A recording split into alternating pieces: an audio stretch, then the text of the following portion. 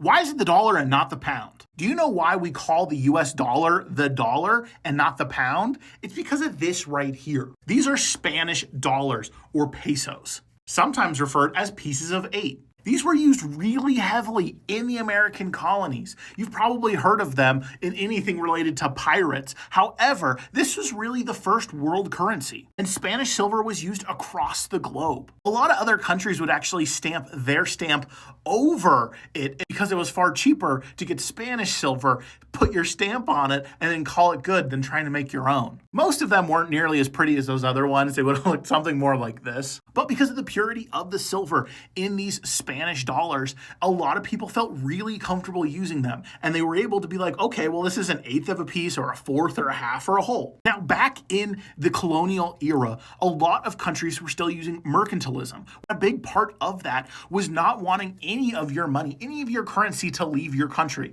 If any silver left your country, you were losing money. That was the theory anyways. They saw it much more like a commodity rather than a currency. So it was really hard for the American colonists to get any British pounds. Whereas the Spanish were a lot chiller about their monetary system and were a lot more comfortable with just getting more and more and more of it. And so by having the Spanish dollar as the common currency in the Americas and across the globe, this made when the United States established their currency, they chose the name of dollar. Now this right here is the subscribe button. I'm closing in on 100K. Consider subscribing.